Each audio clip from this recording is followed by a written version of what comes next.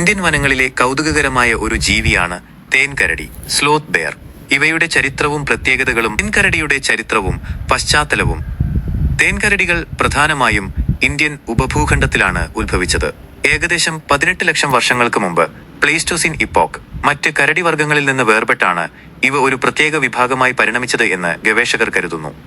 ആദ്യകാലത്ത് യൂറോപ്പിലെ നാച്ചുറലിസ്റ്റുകൾ ഇവയെ ഒരുതരം സ്ലോത്ത് ആയിട്ടാണ് തെറ്റിദ്ധരിച്ചിരുന്നത്. അതുകൊണ്ടാണ് ഇവയ്ക്ക് സ്ലോത്ത് ബെയർ എന്ന പേര് ലഭിച്ചത്. പിന്നീട് 1791 ജോർജ് ഷാ എന്ന ശാസ്ത്രജ്ഞനാണ് ഇവ കരടി വർഗത്തിൽപ്പെട്ടതാണെന്ന് കണ്ടെത്തിയത്. പ്രധാന സവിശേഷതകൾ.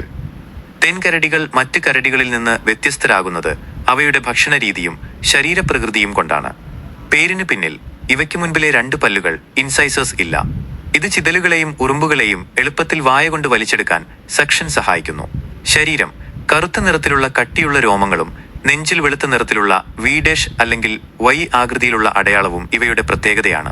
ഭക്ഷണം പ്രധാനമായും ചിതലുകൾ, ഉറുമ്പുകൾ, തേൻ, പഴങ്ങൾ എന്നിവയാണ് ഇവ കഴിക്കുന്നത്. അതുകൊണ്ടാണ് മലയാളത്തിൽ ഇവയെ തേൻകരടി എന്ന് വിളിക്കുന്നത്.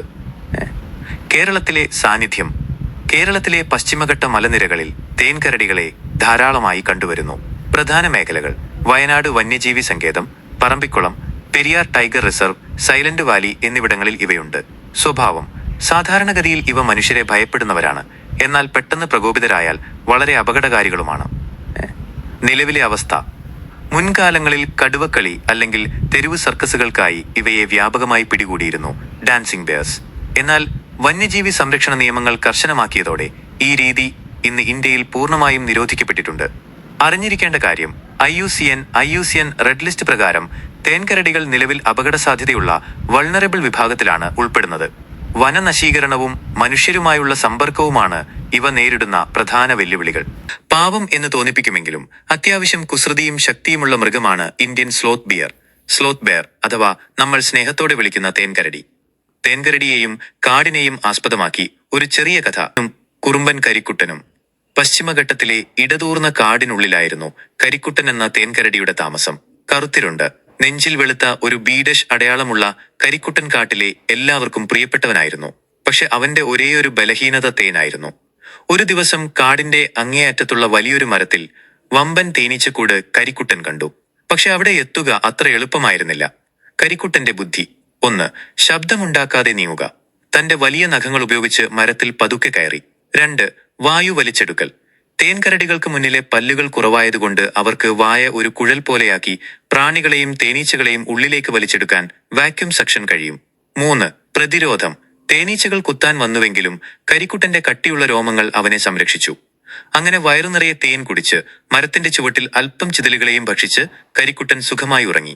സ്ലോത്ത് ബിയറുകൾ മടിയന്മാരാണെന്ന് ചിലർ പറയാറുണ്ടെങ്കിലും കരിക്കുട്ടനെ സംബന്ധിച്ചിടത്തോളം അത് മടിയല്ല, മറിച്ച് കാട്ടിലെ ജീവിതം ആസ്വദിക്കുന്നതായിരുന്നു. തേൻകരടികളെക്കുറിച്ച് നിങ്ങൾക്കറിയാമോ? നമ്മുടെ നാട്ടിലെ കരടികളെക്കുറിച്ച് ചില രസകരമായ കാര്യങ്ങൾ ഇവയാണ്. പ്രത്യേകത: വിവരണം. ഭക്ഷണം പ്രധാനമായും ചിതലുകൾ, ഉറുമ്പുകൾ, തേൻ, പഴങ്ങൾ. നഖങ്ങൾ: മരത്തിൽ കയറാനും ചിതൽപുറ്റുകൾ പൊളിക്കാനും സഹായിക്കുന്ന നീളമുള്ള നഖങ്ങൾ. ശബ്ദം: ഭക്ഷണം വലിച്ചെടുക്കുമ്പോൾ കിലോമീറ്ററുകളോളം ദൂരത്തിൽ കേൾക്കാവുന്ന വലിയ ശബ്ദമുണ്ടാക്കും. സ്വഭാവം: സാധാരണയായി ശാന്തരാണെങ്കിലും പേടിപ്പിച്ചാൽ ഇവർ അക്രമാസക്തരായേക്കാം. ശ്രദ്ധിക്കുക: കാട്ടിൽ പോകുമ്പോൾ കരടികളെ കണ്ടാൽ ദൂരെ മാറി നിൽക്കുന്നതാണ് എപ്പോഴും നല്ലത്. അവയ്ക്ക് കാഴ്ചശക്തി കുറവായതുകൊണ്ട് പെട്ടെന്ന് അടുത്തു ചെന്നാൽ അവ പേടിക്കുകയും പ്രതിരോധിക്കാൻ ശ്രമിക്കുകയും ചെയ്യും.